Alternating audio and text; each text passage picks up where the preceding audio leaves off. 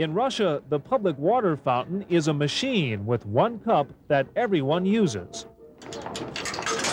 First you wash it, and then you drink from it.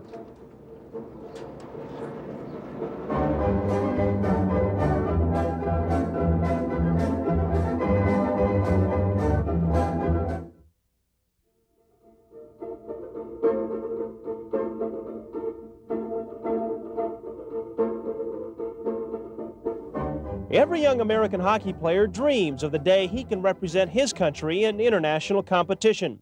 For one Spokane player, that day has arrived.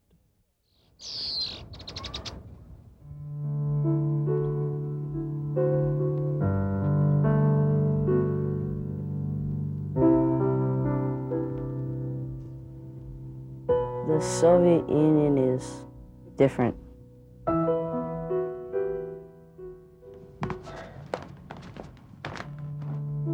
It's better than what I thought it was. I didn't think there'd be any people walking around. I thought there'd be more military stuff.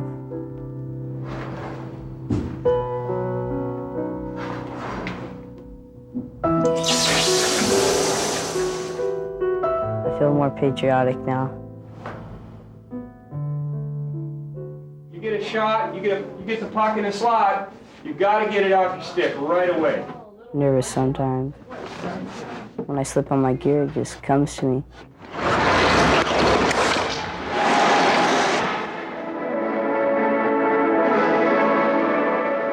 Just seeing the American flag again and hearing that made me feel a lot better.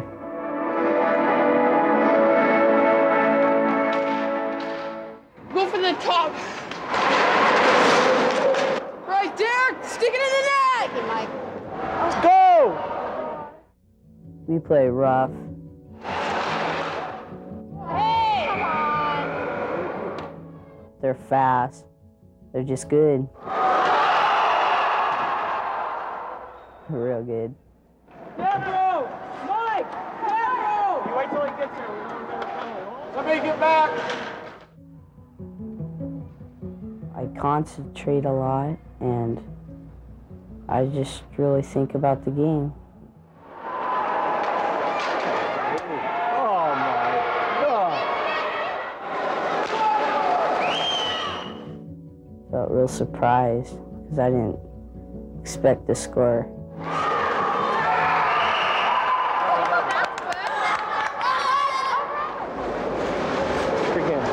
Your game, buddy. Yeah, I want to see the Soviets game in the 1992 Olympics.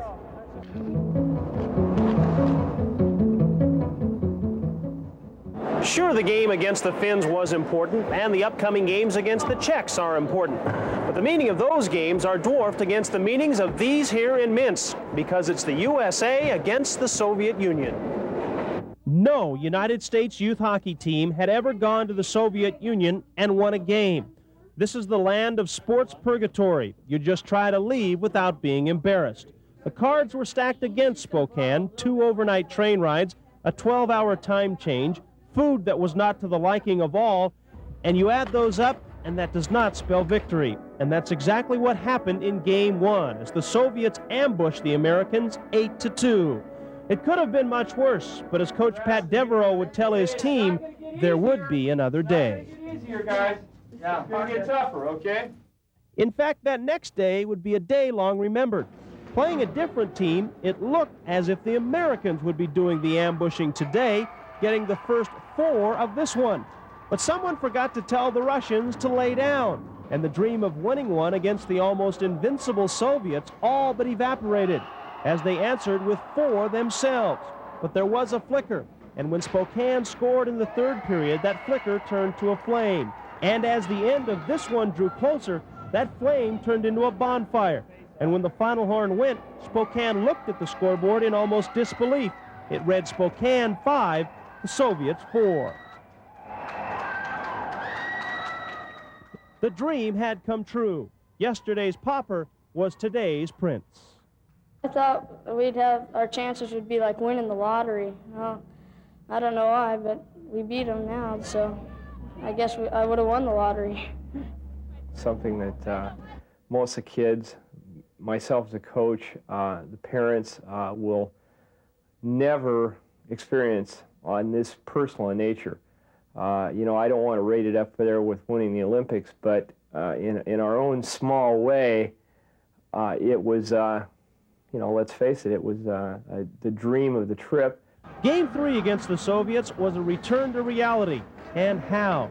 The Soviets suited up their best from Minsk, a city of 1.5 million, and pounded Spokane. They even pulled their goalie with a 12-goal lead. The final score, Soviet Union 16, Spokane 2. But the two losses will long be forgotten before that middle contest, when Spokane did what no one else has ever done. And almost lost in that victory was Spokane leaving the Soviet Union with a record of 2 wins and 2 losses. And the chance to return home with a winning mark was the next golden ring they'd reach for. Aside from all of their hockey gear, the Americans brought something else over to help them make a lot of friends. 2 things, really. First of all, these pins, designed for the Friendship 87 tour. They have an American and a Soviet flag on the top of them. And then one other thing that was a particular hit, and that is American candy, such as this gum. It turns out that Soviet kids just love bubble gum.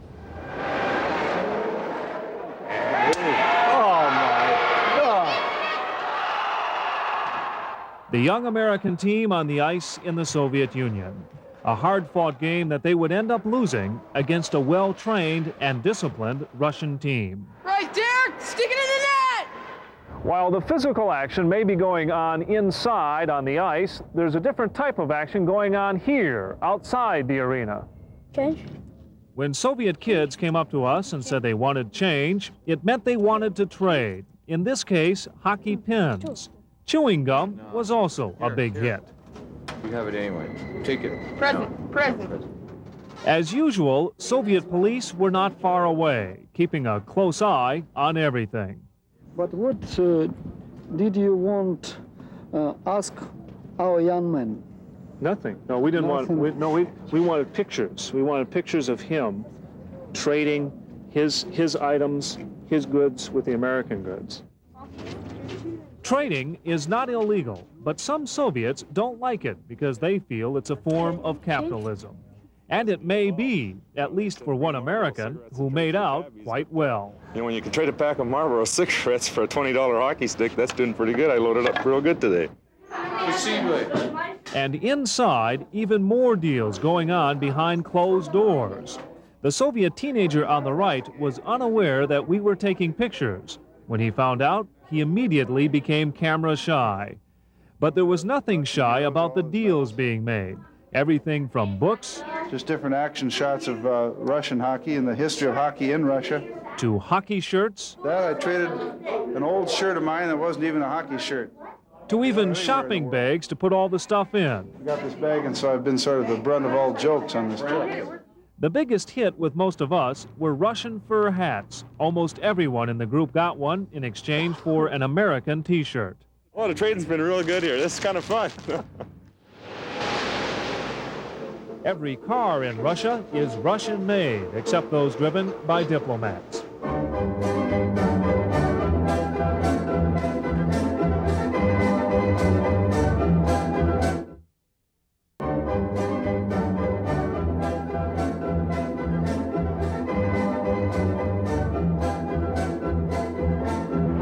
There's an old saying that kids will be kids, and that's true not only in the United States, but in the Soviet Union as well.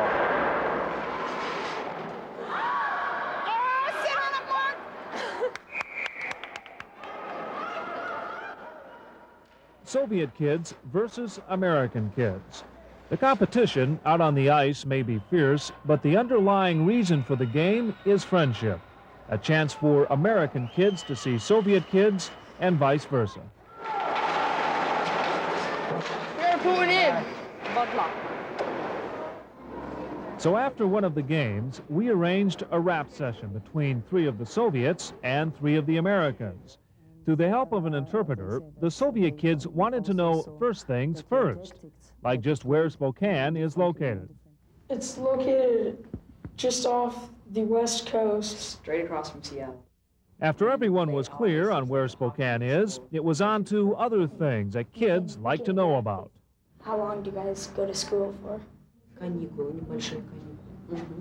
The school year starts on the 1st of September, and they have got 4, as we call them, quarters.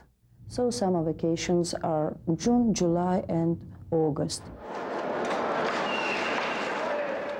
The Soviet kids we talk with seem almost as dedicated to hockey as they are to school. For example, they have hockey practice twice a day, 6 days a week, 10 months a year. Well, what the guys told me, and they say that, of course, when they first came on ice, they wanted to win. And they say that they also saw that your tactics, that you played differently in different ways, and they did.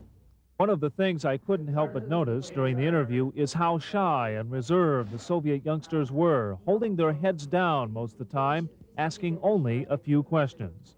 The Spokane kids, on the other hand, seem much less camera shy.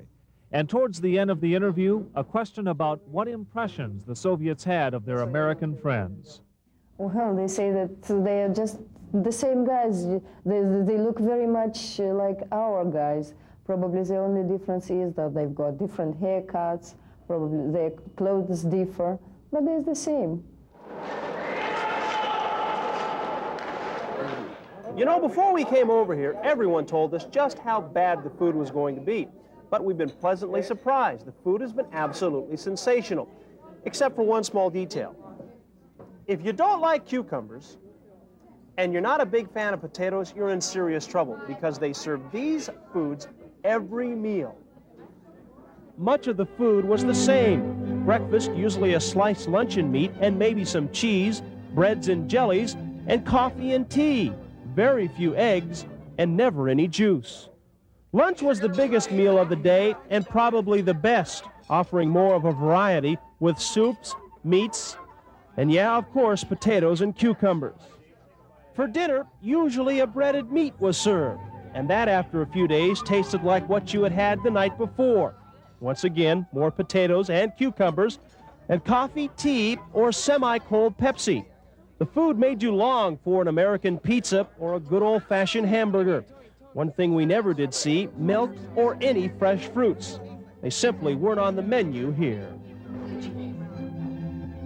You can't make a trip back to Europe without taking a step back in time. Many of the streets, for example, like this one, are made out of cobblestone. And there is history everywhere you look here in Europe. People especially like talking about World War II. And for one member of the group following the Pee Wee hockey team, that part of history has a special meaning.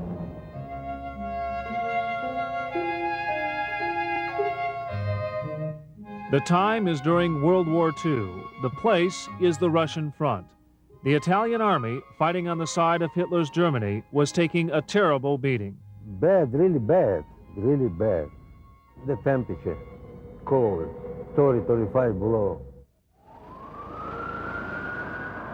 Returning to the Soviet Union and Eastern Europe had special meaning to 72-year-old Lorenzo Talati.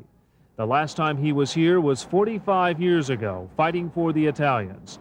He has plenty of memories, memories that were suddenly brought back to life.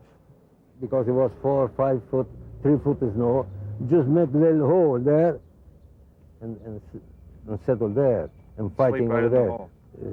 Sleep right in the hole, you know, with a blanket. Cover up, you know, and lots of people when we sit there in the hall, you know, you never get up anymore.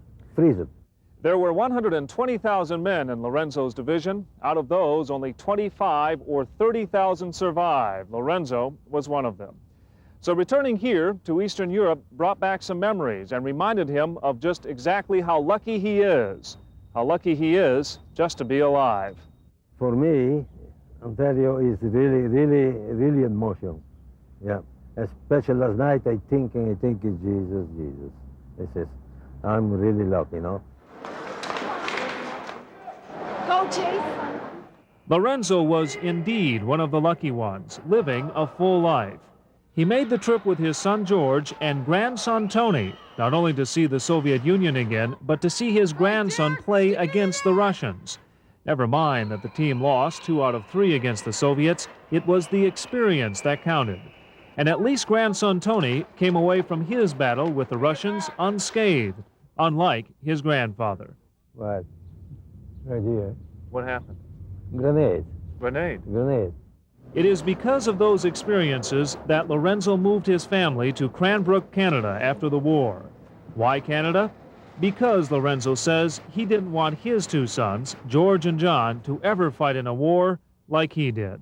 Because I know in Canada is, you know, it's not like the United States. You have to go to the army, but not in Canada. It says, no, John and George, you gotta go fighting for somebody else.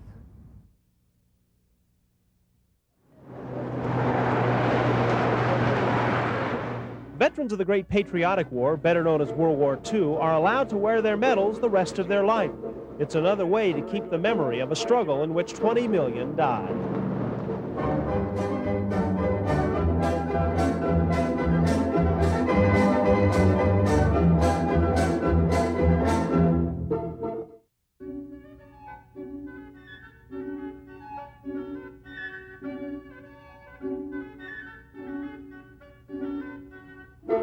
The main focus of this trip was culture, to allow American youngsters to experience something they wouldn't normally be used to.